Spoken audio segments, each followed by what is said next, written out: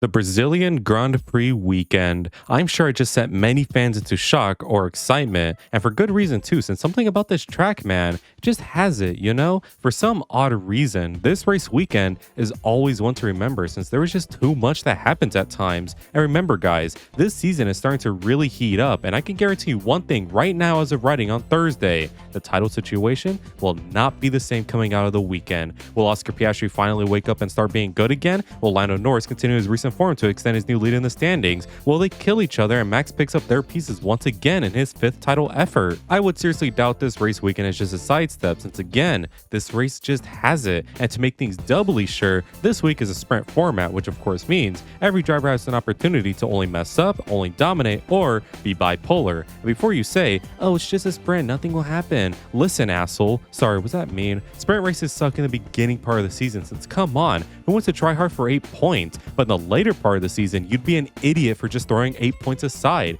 We saw the massive chunk Max took in Coda by being good twice in the weekend, so I'm sure drivers are going to want a piece of that here in Brazil. But speaking of the title situation, who would have thought? I mean, I think we always knew there was going to be some fight for it since the McLaren drivers were winning everything, but after Lando's little DNF, I'm sure we all throughout this season as one to forget. But lo and behold, we now have a potential 3-way fight, all thanks to the McLaren team from their drivers to management being complete and total frauds. Personally, it's not Ferrari winning, so I kind of don't care who wins, but I would be lying if I said a part of me wouldn't be mad if either McLaren driver won it. I want Max to win it purely because Lando and Oscar have not given champion level driver like barely in the season, but at the same time, maybe the stupid trophy is all Lando and Oscar need to actually start performing their best all the time instead of whatever the hell this is. So let us find out if they did that this weekend or if they continue to be frauds by checking out the sessions and finding some delicious winners and losers. So go join the Discord to experience the weekends live and subscribe if you're new if our subscribe knew you. So enough yapping and let's get to quacking.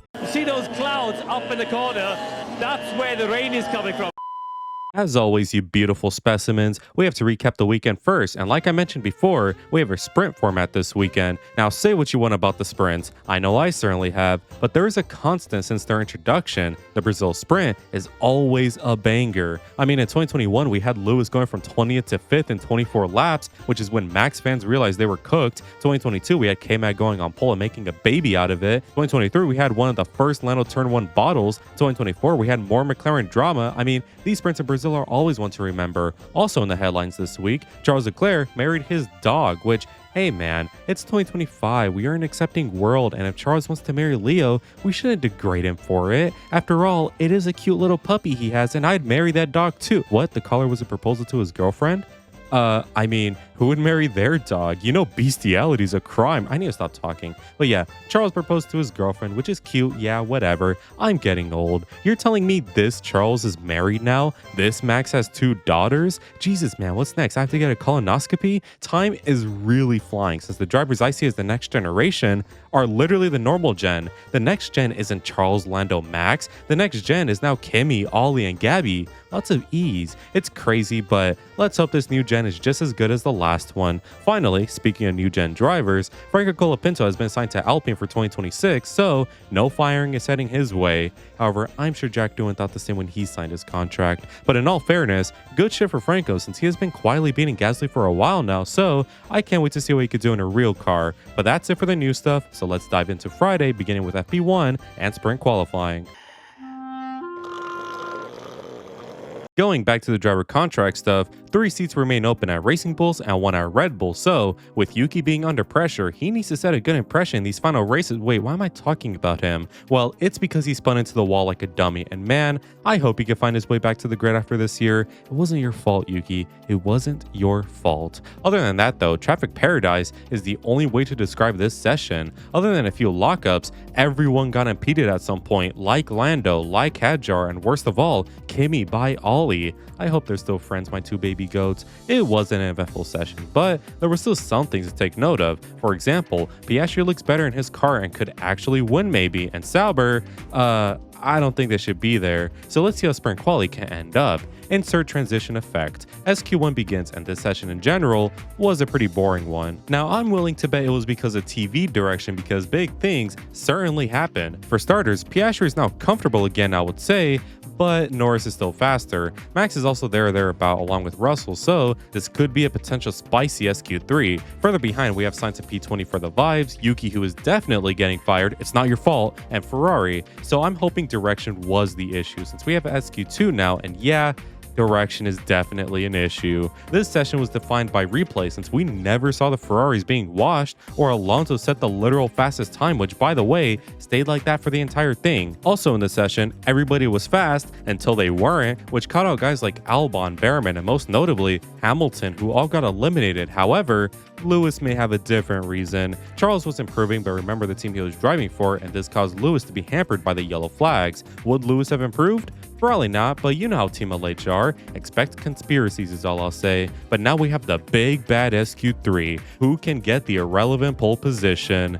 It's Lando. I'll just tell you outright because everybody was asked this session. Lando didn't do a mistake, so he got pole, and Kimi is starting next to him in second, who also didn't do mistakes for the most part since he did almost spin on the final corner. Everybody else was complete ass though, since Max was slow, Alonso was slow, so who cares? The sprint will have rain whether it's in the race time or not, so spiciness can be expected for tomorrow. Let us see how Saturday will end up with the sprint race and the main qualifying.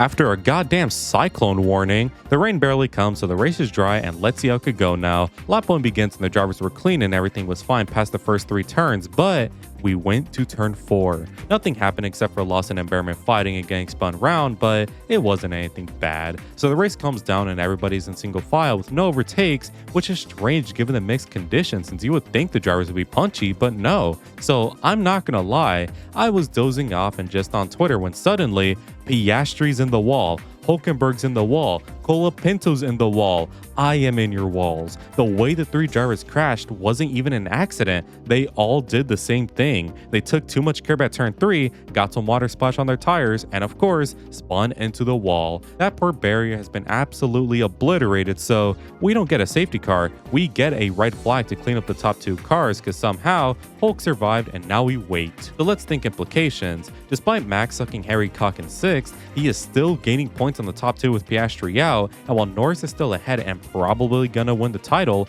Max getting 2nd from Piastri of all people would be crazy. And I got a feel for Oscar because I would imagine after Zandvoort, he was on cloud 9 thinking that title already, but suddenly he can and probably will lose 2nd to Max. Who knows what has happened, but a fall off like this is crazy and could maybe make people see that there is something wrong with McLaren. Lando after 2024 was theorized to be really good for 25, and while he is that now, that slump in the first half of the season was not natural at all, just like how Piastri's slump right now is not natural at all. McLaren needs to be investigated or something because like I have preached since 2024, McLaren is destructive, and despite the driver's own flaws like Lando's bottles or Piastri's lackluster pace, it does not correlate to how they actually perform on the track. So anyways, the race is about to resume, and let's see if this next start can be more exciting than the last. It's a rolling start, so probably not, but the race resumes and I was wrong. Russell starts attacking his bottom. Max snaps out of turn 2, bringing Alonso in for a tussle. The midfield were close. It was a great restart, man. Later in the race, the Alonso Express forms with the Ferraris, but eventually led to Charles overtaking Antonelli, starting to pressure Lando. Nothing comes of it though, so the race ends. Jesus Christ.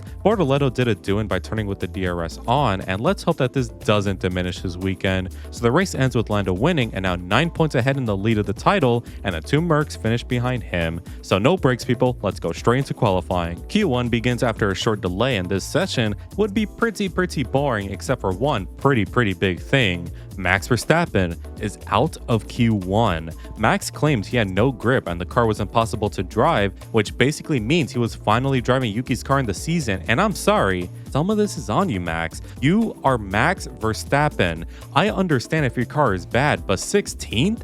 I'm sorry, you're not void of blame. Anyways, nothing much else happened in the session since everybody else was actually fast, so let's move on. Q2 was somehow even more boring, but at least Lewis is there to join Max in mid by getting out of Q2. This season makes me want to kill myself. Anyways, Q3 time, and this one should be very weird given how we have 2 Red Bull cars that aren't Red Bull, Ollie Behrman in the top 3, and of course, pure fucking Gasly. So the first runs begin, and just to make sure he can join Piastri and Max this week, Lando bottles his first run, leaving him one shot now to get pole. Further behind, Pastry goes fastest from Charles, and of all people, Behrman is third within a 10th to Piastri. This weekend may not be the most exciting, but damn is it different. So the final runs happen now, and as expected, Lando did get on pole by a huge amount, but behind him, Behrman doesn't improve. Leclerc gets up to second before Antonelli is able to get that position away from him to start P2 yet again. Piastri is in fourth, and somehow Hadjar is fifth. A very strange race is expected ahead of us, so with no rain,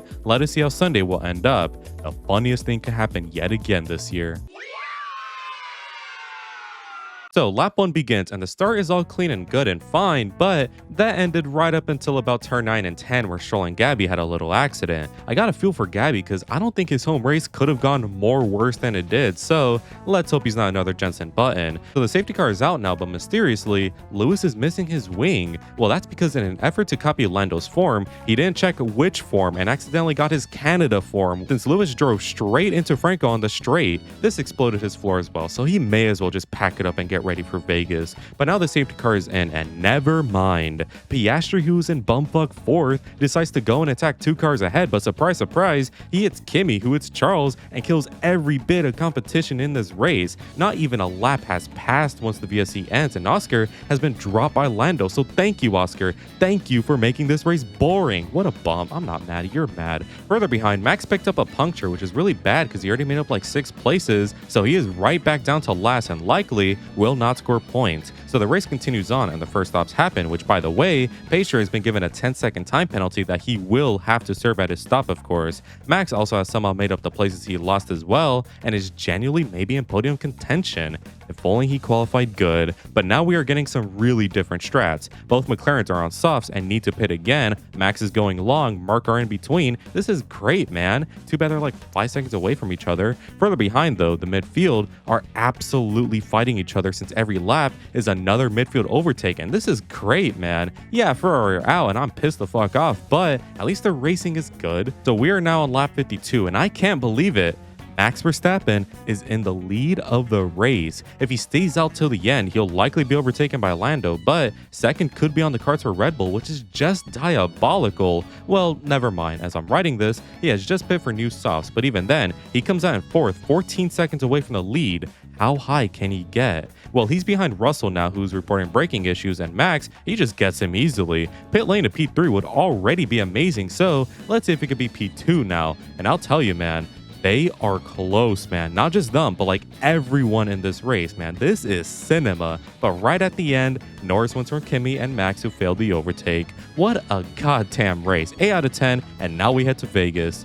Oh boy. But now we have the winners and losers, and as always, losers first, and we begin with Oscar Piastri. What is this, the 3rd weekend in a row? I mean, my word, I have 0 words left. Everything I said about him in COTA and in Mexico can literally apply here again. The only difference is that he looks better, but after being absolute ass, being mid would be better. He at least looks somewhat good in the car again when he wasn't crashing, that is, but it's still not enough. Lando will win the title this year unless Oscar can just be on his level, let alone better than him, so the ball is in his court. Yes, McLaren are likely being weird with him right now, but a lot of his issues do relate back to him, so again, let's see how he can end his season. Next up is Yuki Tsunoda, who, I won't lie, I had a whole Red Bull section here including Max. Everything was going so well with this portion, but lo and behold, Max wakes up and is good again, so I'll just mention Yuki here. And you know, for that matter, Red Bull are still losers because of the whole setup situation and how they butchered Yuki's penalty, so these guys still suck. And with Yuki, man, I'm so sorry. Dude was so dead last that I can't even make a joke here. Just very sorry. Next is Gabby, who unfortunately just couldn't perform here. This one sucks, you know, because it's his first home race in F1, and I really thought he would have something special for me, but I guess not. It seems his real issue this week was just not hooking it up with the car, and perhaps maybe even a bit of overambitious thinking. I mean, for starters, that sprint crash was heavy, but it was kind of caused by a quick flick of the wheel while the DRS was open, which was always going to head into the wall. This, of course, ruined his chances for the main qualifying, and his race just wasn't anything to celebrate. I'm glad he got to experience his home race in F1, but let's hope next year he can do something different and, you know, actually perform good. Moving on is Ocon, who just couldn't compete. crazy. I feel like every single race weekend this year, Esteban has such an abnormally shit qualifying before having a decent race. And not all the time he could come back to the field and score points. Sometimes he would just fail and look like a doofus next to Ollie. I imagine this week was very frustrating for him since so many things did not go his way, and when nothing affected him, he was just slow. So yeah,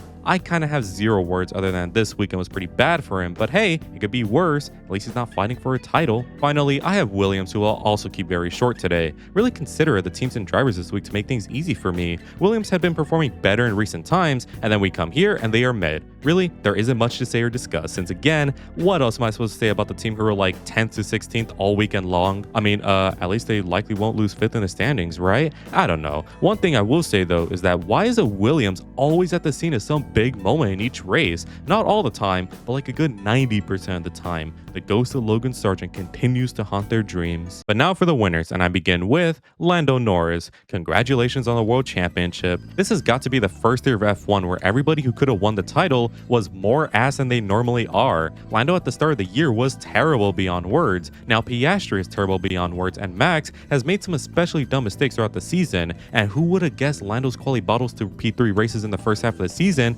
would be the reason why he won the title? Piastri is nowhere in qualifying and getting like P5, while Lando was getting P3 in the same situations. And now that Lando is not bottling anymore, man is he winning firmly. No matter what happens this season, the driver who wins the title this year will forever be staying with an asterisk, and that driver seems to be Lando, so good shit I guess? I don't know. Next is Max Verstappen, who I'll be honest, I did not plan to write this. I have like nothing to say here just because I am so taken aback. I did not expect him to actually come back to the field and get a decent result, so good shit, man. You really got me. Next up is Kimi Antonelli. That's my baby go. Now, I was debating putting Mercedes as a whole here, but I decided to only mention Kimi here because a man needs to keep his biases up. Hey, at least I'm being honest. But yes, George was good this week and Mark weren't embarrassing as well, but come on, the real star was Kimi. I think we could agree that Lando was by far the best driver this week since he won everything pretty handily, but Kimi, somehow he was near him. He kept Lando from being fully comfortable, and that's exactly what I've been needing from him. Because no matter what happened this year, this was always in Kimi. As a certified glazer since 2021, I have known that he has pace that is not commonly seen. Yes, he was ass this year in the middle part, but no matter how ass he was, I knew he wouldn't be an F1 flop. He is simply too talented to fail. Could he not reach his potential? Sure, but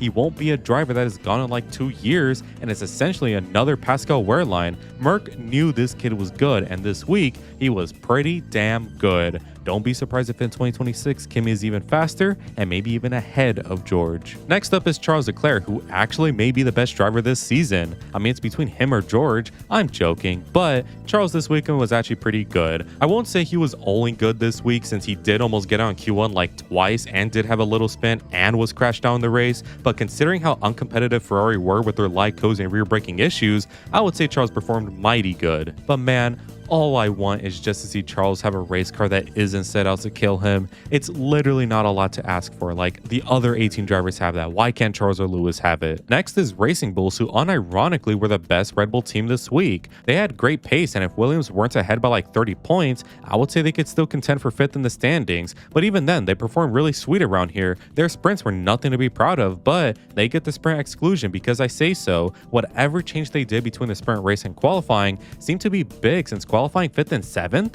Why the hell not? And even though the race is more difficult, they still locked in and got great points in their tally, which they need considering how Aston, Haas, and Sauber are breathing down their necks. So congratulations to Isaac and Liam for retaining their seats, and Yuki, please, it wasn't your fault. Next is Ollie Behrman, who once again was on something. I don't know if he went from huffing Mexico's finest cocaine to smoking the best Brazilian weed, but whatever it was, take it for Vegas. Ollie has been on mighty form recently, and while yes, his final qualifying placement was disappointing, he still should not have been there like at all. Behrman is performing now where his mouth is, and look how high he is. I have preached from town hall all year long how good he is, and all I got was, he's overrated, his dad carries him. But no, I proved you all wrong, and I demand everybody watching this video to comment Formula Duck, you are right, and I apologize for ever mistaking you. But on a real note, I have seen Ollie and Kimi for that matter race since 2021, and seeing them perform how they are now brings a tear to my eye until I remember they are my age and then I start crying for a different reason. But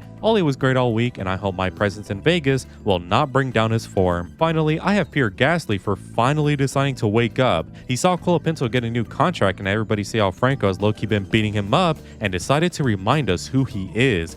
He is Pierre Gasly and he is bloody quick, while also only being remembered for 2021. But still, Gasly has a lot of inches on him and it's nice to see him show some of that to us, especially since, like I said, he has been getting spanked around by Colapinto, so it's nice knowing there are some good features at Alpine still. Just realized it sounded like a Franco does. Anyways, I got nothing left since, to be honest, I'm shocked at how he was even up there for the qualifying and race, so good job to Alpine for scoring more points. Shame they're still comfortably last in the standings. But now for the bonus category, and I have the Bottler of the Week, and this one is a heated one. However, there can only be one winner, and my winner is Oscar Piastri, because my word, he sucked in every session, man. Really, I shouldn't have to explain this one. Is Piastri the worst title contender since Felipe Massa? Finally, let us check out how my predictions ended up, along with yours, and of course, my bingo. My sprint predictions were half wrong, which I'll take. My qualifying predictions were pitifully wrong, but I don't think I could have predicted this. My race predictions were wrong, but like, cut me some slack, man. Who could have predicted this? My Rhino prediction was wrong, but honestly, thankfully it was wrong. Your predictions were so hopeful to Max, but I can't say I blame any of you given Max's history here and what he did today. And finally, my bingo card has many updates and most were not good. However, when it comes to the best race in Brazil, I'll let you decide that one. So those were my winners and losers from Brazil. Overall, I had good fun, but next race weekend will be even better because I'm not covering it. I'm going to Vegas for the Grand Prix weekend and I don't plan on making a winners and losers for that one because I just want to enjoy the weekend and have some fun. But I will share footage of my experience in a special weekend preview for Qatar, so stay tuned for that. But yeah, sorry for no Vegas winners and losers, but I hope you understand. Anyways, I want to give a quick shout out to all members of the flock for their continued support. Make sure you join a few cool benefits as well as just helping me out. Anyways, if you enjoyed today's video, make sure you leave a like and subscribe since it really helps me out. Make sure to let me know in the comments who your winners and losers are. And as always, have an amazing day. Good weather for the duck.